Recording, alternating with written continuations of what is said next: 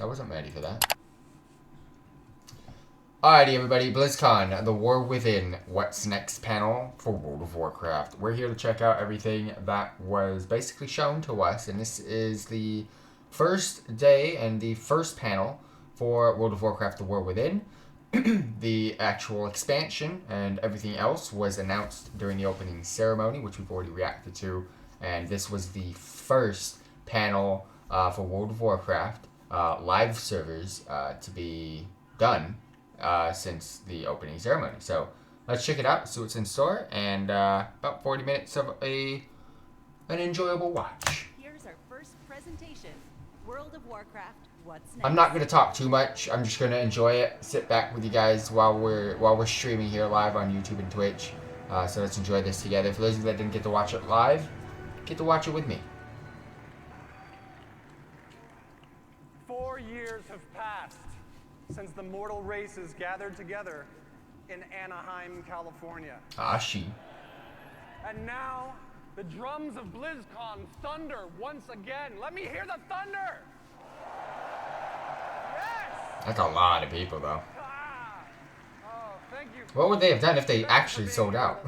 Hello, everyone, and welcome to the World of Warcraft What's Next. I heard so many people complaining about it.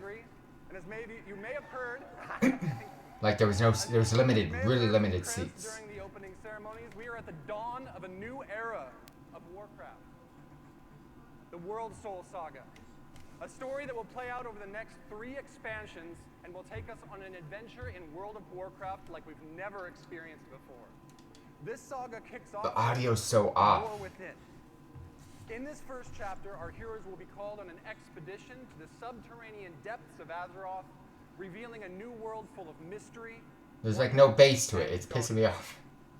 There we will confront the shadows below and face new challenges on the battlefield as well as in ourselves. So what is next?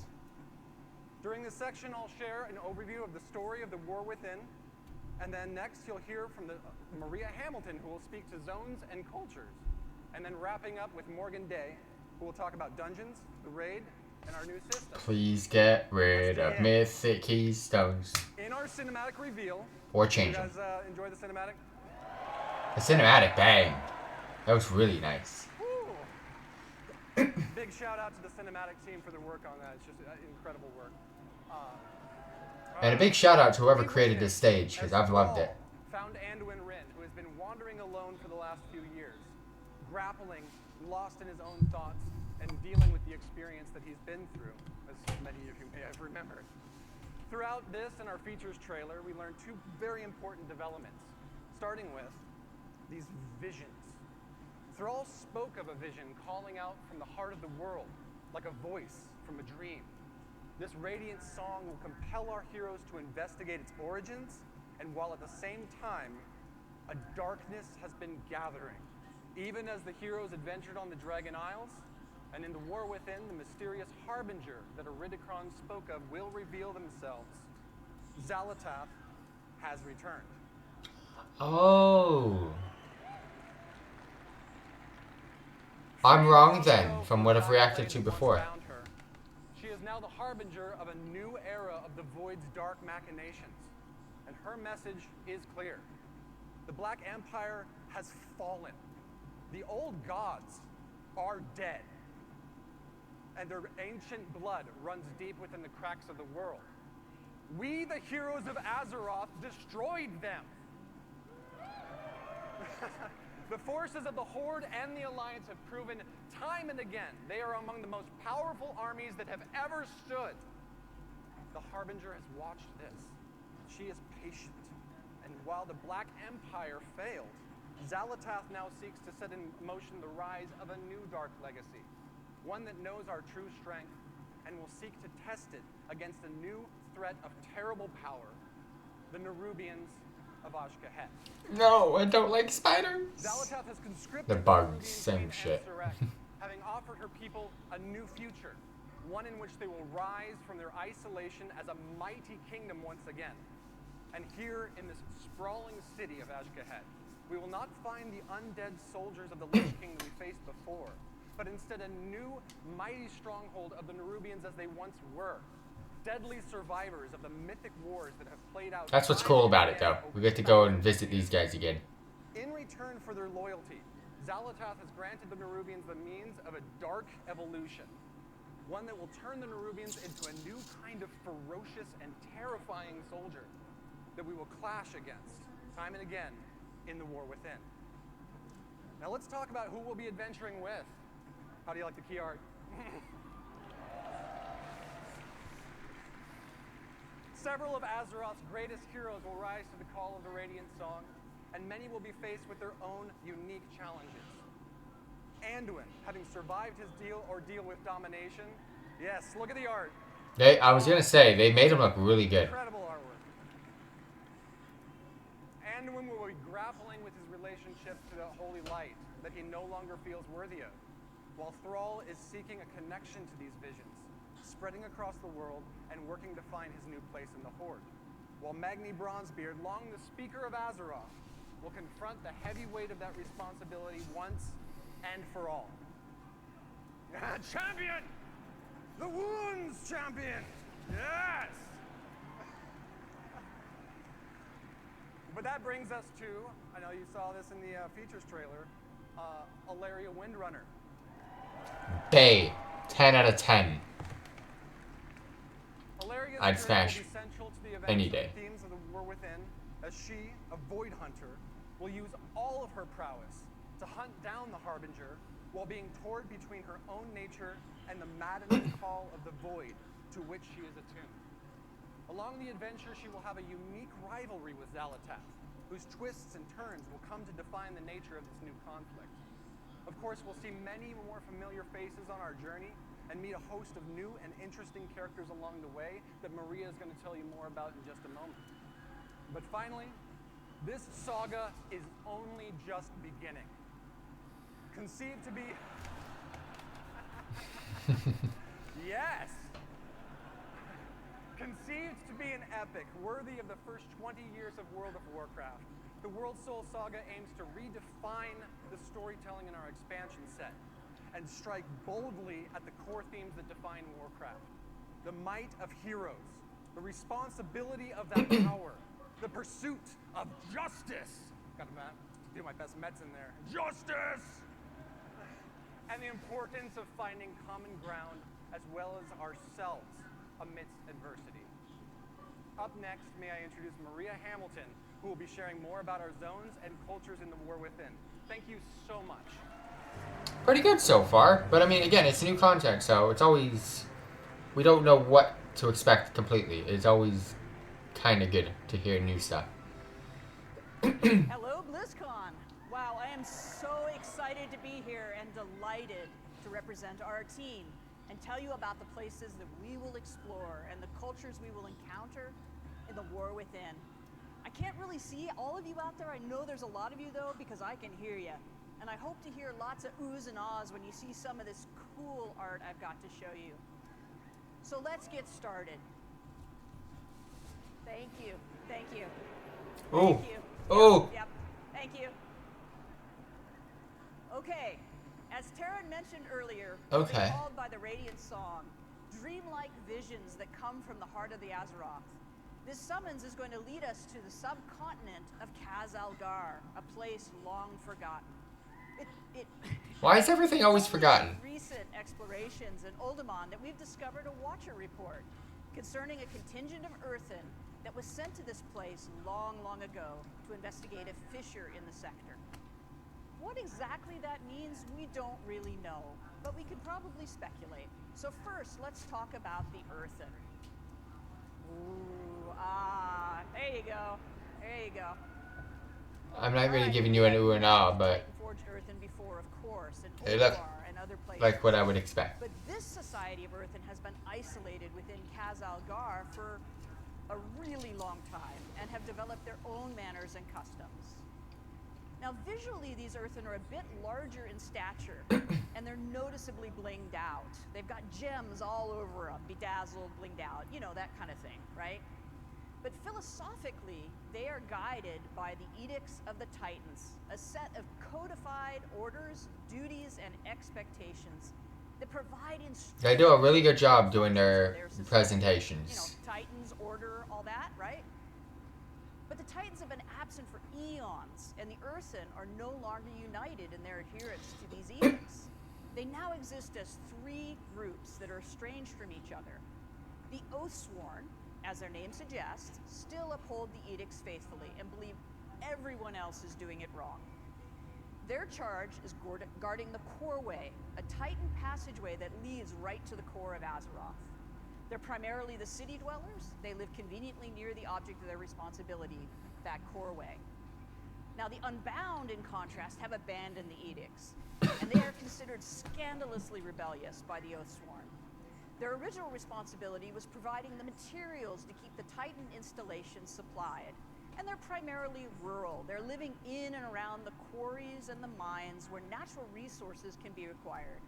They rarely interact with the city dwellers. They feel neglected and ignored because they have a different opinion on how they should live. Now, the machine speakers have strayed from the edicts in practice, but not with respect to their overall obligation to keep the Titan works functioning. They've had extremely limited contact with the surface dwellers, and they express no little disdain for those who just don't understand the great machines. Their homes are built around vast industrial projects under the surface that allow them to perform their functions in accordance with edicts, more or less. These different perspectives among the Earthen and their variable adherence to the Titan's edicts has weakened the society as originally structured. And that's not good, of course. But a much more serious problem is their steadily dwindling numbers. For reasons that I'm not going to get into here and now, New Earthen can't exist until we help them out by doing some things and unite the Earthen society once more. Okay. Happily, as a result of our actions, the Earthen will eventually be unlocked as an allied race. Yeah, like sweet, don't they? It makes more sense now.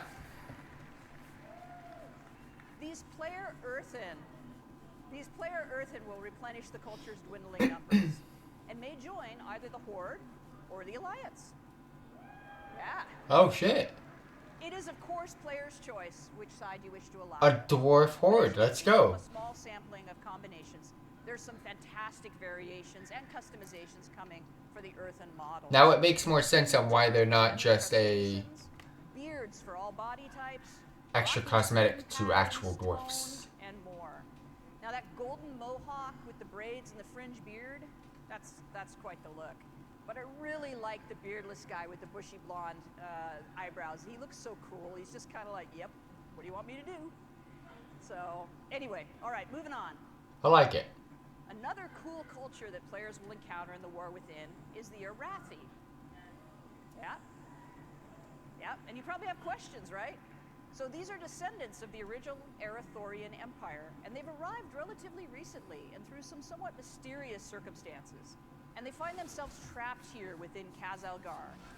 Mysterious mostly because I can't say anything more about it just yet because of spoilers, but it's not like spooky mysterious, it's the other kind. As a people, the Arathi are worshippers and wielders of holy fire. They are dedicated to bringing hope and light to the darkness.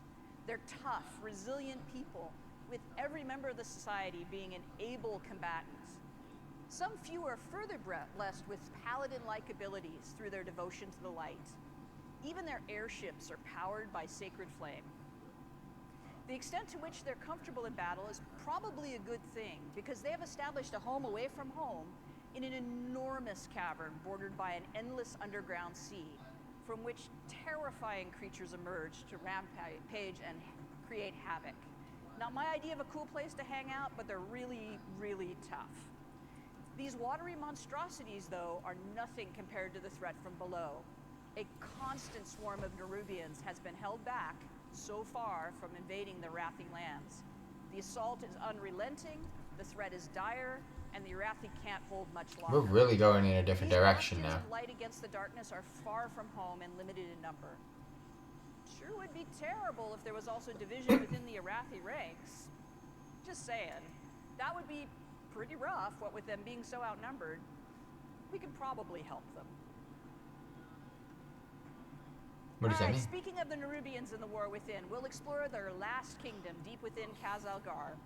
These ancient survivors of the Black Empire who rejected their former masters have developed their own culture here in the deep darkness. They look a lot better than actual Nerubians that we're used to.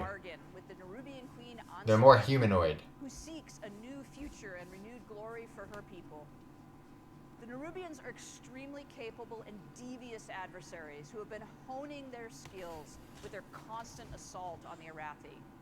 But domination hasn't come fast enough for the Queen's taste, as the Arathi has managed to hold against this onslaught. So this deal with the Harbinger has included some assistance for her troops. Through some dark alchemical process, Xalatath has provided the knowledge required to evolve chosen Nerubians into paragons of their race, enhancing their viciousness. And Queen Azurek has embraced these modifications with enthusiasm and eagerly offered her army to achieve the Harbinger's schemes. It appears to be a win-win situation. But not all Nerubians share their sovereign's enthusiasm for change and her embrace of Xalatath. Shadowy figures with far too many limbs maneuver against the Harbinger's plans in opposition to the Queen's desire. As you might expect, any foray into this Nerubian kingdom introduces us to a variety of citizens, including some forms we've never encountered before. Here's a layout of some of the Nerubian models that are completed and also some that are in progress, as well as scale reference for goblins and humans to just get a sense of size. In addition to the Nerubian citizens, there are also domesticated insects who serve the kingdom as beasts of burden and pets.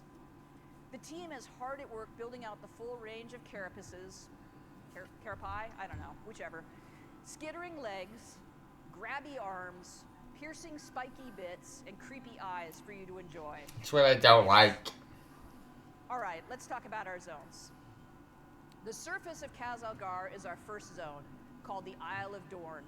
This is the home of the earthen surface dwellers, as well as other native species of creatures. The fertile soil, flowering plant life, and generous waterways provide nourishment for animals in this untouched paradise. I love it. An important facet of earthen society is cinder brew mead. This volatile substance is manufactured from molten honey, produced by enormous fiery bees. Their home groves are a remarkable sight, as the hearts of the trees themselves glow with lava-like fluid. Harvesting is always an exciting time, as the ferocious creatures are understandably protective of their hives. Now the roosts at Storm Watch are wreathed with lightning and fierce winds. These wild elemental rooks may choose to serve a member of the Oathsworn, who if so blessed becomes a Storm Rider, one of the guardian warriors of the earthen people. The Unbound deal with hostile creatures from time to time, but for their most part, the existence is relatively peaceful, fairly sort of peaceful. Their comfortable homes are often situated near the places where they once labored as adherents to the edicts. Those sites are now in disrepair, and in some cases, the lair of other creatures. I think it looks really cool. I just love stone-based buildings built into the side of mountains. It's really, I don't know why, I just like it. Is the location of many important civic buildings, markets, traders, and crafters. And it's here that a traveler will find the expected amenities of a capital city, as well as the Titan Causeway, the defense of which is the Oathsworn's primary charge. Now, beneath the surface of the Isle of Dorn lies our second zone, the Ringing Deeps. As the name suggests, it is here that the Earthen are engaged in their work in accordance with the edicts. In these industrial areas of this cavernous space are huge, complicated machines, lava-heated foundries and forges, and waterworks, both to cool and to power huge machinery. Maintaining these Titan mechanisms and keeping everything running is both the responsibility and the passion of the machine speakers. The Earth has shifted too in places, revealing openings to the sky above to the Isle of Dorn. These cenotes bring light and water into areas once shrouded in darkness. There's kobolds? Abundant greenery, flowers, and creatures that do not typically dwell in caverns may be found in these idyllic spots. It was really important to us as developers that we delivered the fantasy of the hard-working industry, but still had some break-up areas of natural beauty that don't feel like dark, constrained tunnels. Now, as the machine speaker population has dropped, they've had increasing difficulties with kobold incursions. And indeed, the kobolds have taken over the mines, the work areas. They've even built a city of their own. Unexpectedly, the kobolds are actually becoming a force to be reckoned with under the aggressive actions of their leader, the Candle King. You knew it had to be a candle. No take candle. No take candle. With the passage of time, the earthen have diminished both in number and in the knowledge required to perform the various routines to tune and repair the processes. The old ways have been forgotten, and new creative methods must be employed if the edicts are to be obeyed. So they're kind of making it up as they go along. From the ringing deeps, we descend further into Khazalgar to reach Hollowfall, a vast hollow area in the earth, bordered by an endless underground sea. This tenuous foothold under the bright light of an enormous crystal has allowed the Arathi to survive, using their airships to travel to high plateaus and establish docks, light towers, villages, and even a priory. From their capital of Merildar, these trapped people strive to keep hope alive and spread the light, while engaged in a near constant battle with the Nerubians at their borders. The open spaces, the bright light, and the greenery are intended to feel as though we're on the surface, somehow, rather than in this sort of strange hollow within Azeroth. The crystal provides brilliant light, warmth, and growth for vegetation. You may notice that all the blooming plants have opened their blossoms toward the light and seem to be reaching in that direction whenever they're in Hollowfall. Unfortunately, the crystal sun has been changing in recent years. Ooh. Where once the light was steady and reliable, it now fades without warning, plunging the Arathi into darkness, save where they have built light towers and maintain their holy flame beacons. In the absence of this light, the dangerous Kobis and other fierce creatures emerge from the sea to rampage. As the Arathi are barely holding back the Nerubians, these unpredictable episodes are incredibly demoralizing and deadly. Happily, the light has always returned to the crystal, so far. And at the deepest descent in the war within, we reach the zone of Azj-Kahet. That almost rhymes. Anyway, the Nerubian city of Threads has been built on the ruins of itself, over and over and over again. As areas decay and crumble, a new district is built upon its ruins, and as a result, the city climbs ever higher. Those Nerubians favored by the Queen, hate insects, hate bugs, hate spiders, or both, command the greatest views and live in the highest places over these swarming masses of the many districts. The Burrows is the home of the scavengers, the forgotten, deep in the decay and the filth. The Umbral Bazaar is a trading hub of fine silks, fascinating alchemical discoveries, and other exotic and hard-to-find goods. The Skanes are the home of the lore keepers and scholars who toil to maintain the history of their people and research myths and legends of Azeroth. There are many other districts and less than savory neighborhoods, both well-known and secret, that the careful adventurer could discover, should they risk life and limb to do so. But the key to such exploration is fitting in among the Nerubians and being accepted, an enterprise best accomplished through skill in the use of pheromones and considerable bravery. The zone of Azj-Kahet features areas of spectacular dark beauty that are inhabited by these creatures that have found a way to live among the Nerubians without being deemed a threat, found to be particularly tasty to consume, or just too much fun to torment.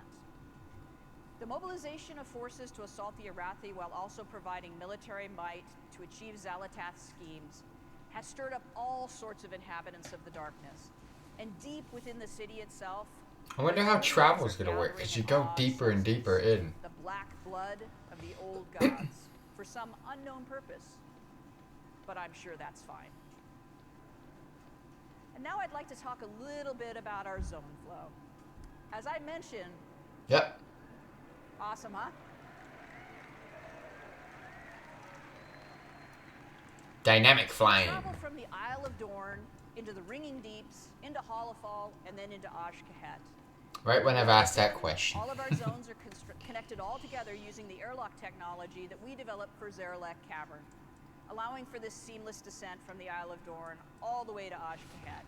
That was video I just captured last week, of the transition between the Ringing Deeps and Hollowfall. As you can see, we built for dynamic flight, and we were able to flow directly between the zones without the load screen.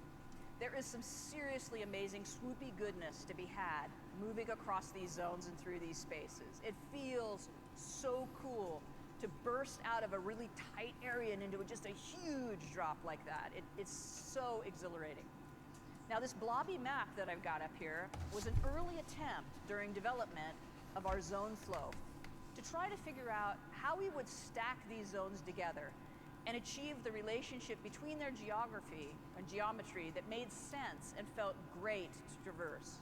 We ended up with something slightly different than this, but this is pretty representative to explain what the world builders were thinking about when they planned these spaces out.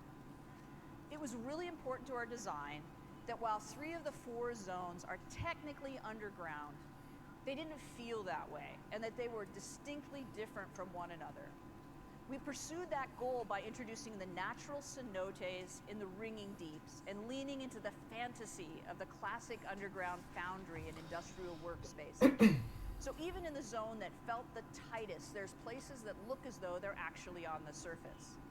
And within Hollowfall, we created a massive hollow space in a cavern so vast it feels like an exterior, with a huge artificial sun in the form of a gigantic crystal.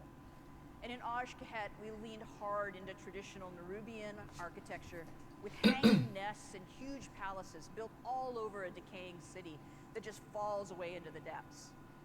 And that is the last bit of eye candy I have for you today. I hope you enjoyed this peek at what we've got in development.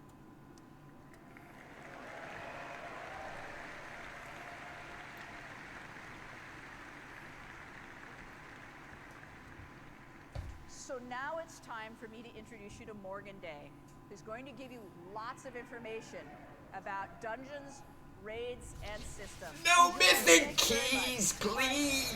No mythic keys. No mythic keys. No mythic keys. Or just change the way and go back to freaking challenge mode where you just get bronze, silver, and gold, please. Hello, BlizzCon. Timed mythic keys suck. My name is Morgan Day, and I'm here to talk to you about some of the upcoming content, features, and systems in The War Within. I'm sure I'll also make some funny faces that I'll regret later in thumbnails, but whatever. First up, let's talk about dungeons. There will be 8 new dungeons coming in The War Within, 4 during level up, 1 in each of the 4 zones that Maria just walked us through, as well as 4 at max level. There's a lot of really cool stuff happening in these dungeons. For instance, we have like a kobold dungeon where you meet that Candle King, where there's like a light mechanic that takes place. You have to kind of keep it going to light your way. There's a dragon riding dungeon, of course, but also one of my favorites is the Cinderbrew Meadery that Maria just talked us through. So this is a dungeon that takes place on our first zone, the Isle of Dorn, which is where you'll experience, all of our earthen buddies, and this is the place where they make that Cinderbrew mead that she was talking about. They're taking all that honey that they gather from throughout the zone to make the mead, to do all kinds of fun and/or nefarious things with. Kinda cool. Although I do have to say, I feel like they're a little bit behind the times. I feel like all the kids are drinking that, hard seltzer or something these days, but whatever. They're old school, I get it. Next up, our raid, the Nerubar Palace. So this is an 8-boss raid that will take place in the zone of Aj-Kahet. That's a good amount of bosses. This is really the culmination of all of those machinations we keep hearing about that we see play out between the Nerubian Empire, their queen, and her collaboration with Xal'atath. So for this next one, we don't normally show things this early, but I thought it'd be cool to share. On the left there, you can kind of see the top-down view of the raid, and on the right, it's more of like a side cutout. So we like to work on all of our dungeons and raids when they still look like this, as it's much easier to iterate while we're in 2D than it is to kind of change the zones around once we're in the game and it's all blocked out. So to step us through the raid really quickly, after barging through the front door, you'll very quickly fall and/or get knocked into one of those giant pits of that black blood of the old god that you'll hear much more about in Aj-Kahet. And then you'll battle your way through the harvest pits, and then finally traverse your way back up through the stalactite wing, which is not a final name, I promise, until you finally fight your way into the Queen's inner sanctum, where you'll come face to face with her as the end boss. So as you can see, this will kind of feel like a winged raid in terms of the vibes, but in terms of the player experience, it'll actually be quite a bit more linear than what you might be used to for a raid with some winged vibes. So something that I also think is fun to talk about really quick is with all of our dungeons and raids, we like to try to explore like what is the thing that's going to make this space feel really unique, that's going to make it stand out from all the other times that we've built these dungeons and raids. And with this space, we really thought that, you know, given that we have the Nerubian to play with, they've got all these amazing like webs and silken threads that you can kind of traverse the zone through, we thought it'd be really fun to explore verticality as a major element to this raid. So I think that'll be really fun to see what the team comes up with for that. Next up, let's talk about systems. Let's go! What do we got? What do you got? So I want to walk you through some of our features and systems at a really high level, but first I want to talk about some of the philosophies that are really guiding us to add these into the War Within. So first and foremost, you know, we really want to continue to extend the philosophies of Dragonflight into the War Within. And really when we talk about that, there's three main pillars that I want to touch on. First, we really want to make sure that we're focusing on evergreen features. We want to make sure that we're making World of Warcraft better forever and not focusing on things that we know we're going to have to leave behind as we move into future expansions. Finally. Don't freaking change it every damn expansion. Next, we want to make sure that there's something for everyone. So whether you're a hardcore raider, a PvPer, a collector, or apparently like Holly, you just love to play tons of alts and run around the world exploring things. What if I'm everything? We want to make sure that there's something in War Within that you can really geek out over and that resonates with you. And finally, we want to make sure that we're continuing to build on our philosophy and build on our systems and content with people who play multiple characters in mind. We want to make sure...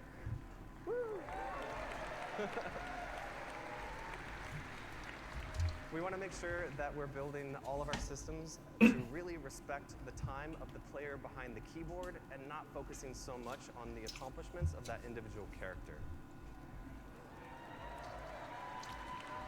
That's a huge positive. So let's talk about delves. Delves are a new feature that will be integrated into the outdoor world experience, where the fantasy of these is actually that you'll be joining the Dragon Scale expedition in their search for lost treasures all across Khazalgar. So delves are an evergreen feature that is really integrated into that outdoor world experience. We want delves to be a new pillar of endgame content for those outdoor world explorers. We really view this as something like when we added world quests back in Legion, where they are going to be really integrated and transformative into that outdoor world, especially that endgame loop. So one of the main reasons I'm stoked about delves is that these will provide an opportunity for us to, you know, give seasonal content and rewards to those outdoor world explorers. So that means things like, you know, rewards that you're used to, like mounts, achievements, titles, but we'll also be adding a outdoor row to the Great Vault with War Within. More grinding, nice. So that all of you outdoor world explorers will be Unless they reduce to from share something in the else. joy of, you know, rushing to the Great Vault every week to collect your loot. And there will also be 13 unique delves that we'll be launching War Within with. And delves will scale from 1 to 5 players and be role agnostic. So that means if you want to play a delve solo, that's totally cool. If you want to go with you and your partner, that works as well. Or you can bring your whole dungeon group in, and delve will scale based on your group size and your roles.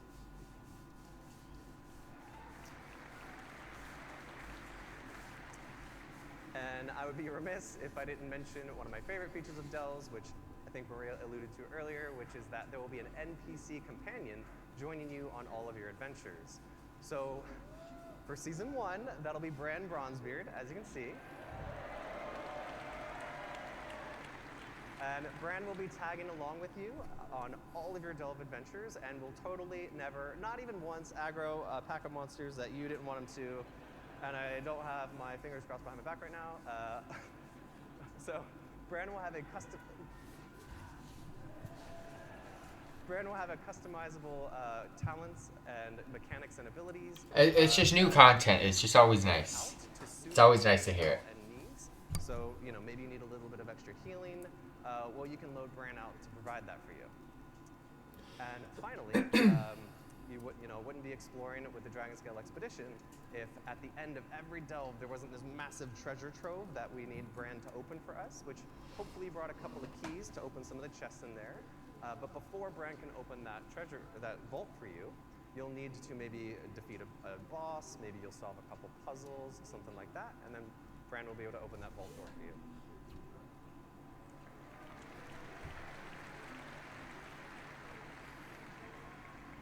Next up, let's talk about warbands. It's happening!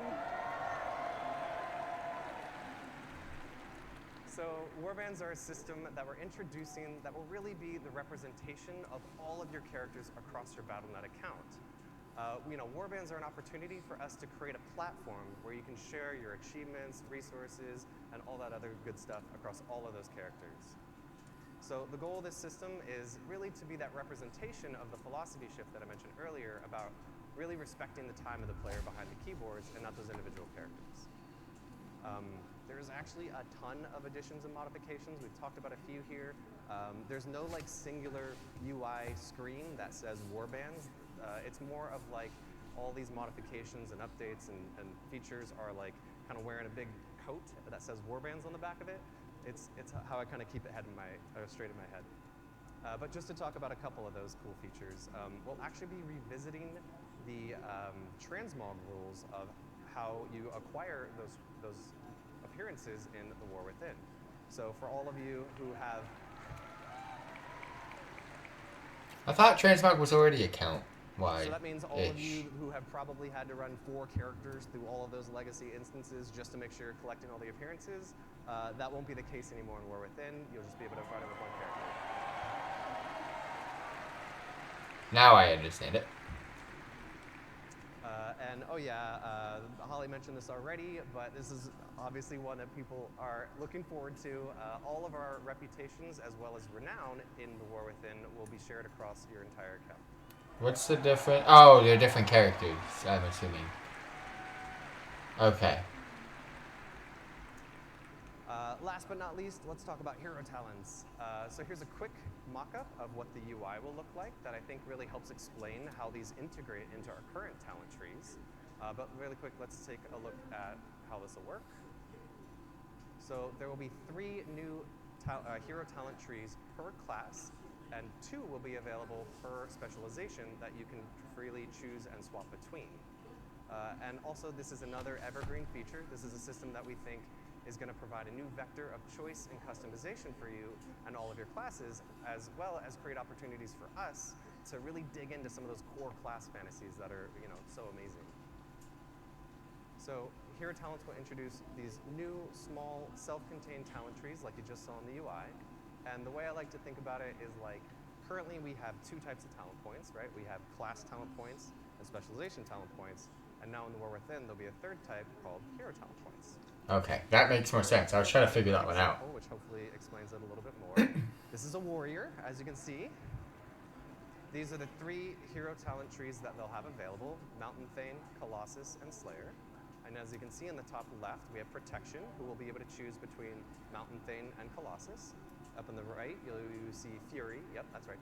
Mountain Thane and Slayer are their options. And down at the bottom, Colossus and Slayer are their options.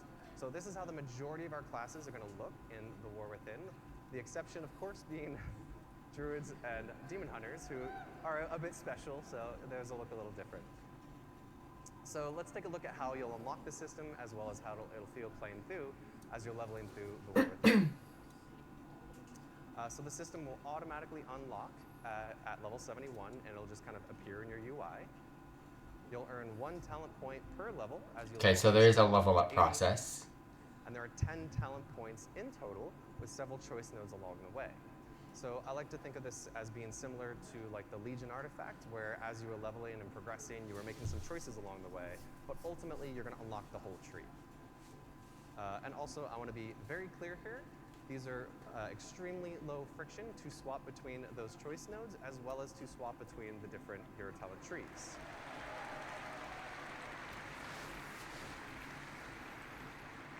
So, this should be very analogous to your current talent trees and will follow all the same rules that you used to there. So, at the start of a raid boss, before Mythic Plus starts, before an arena match kicks off, and anywhere in between.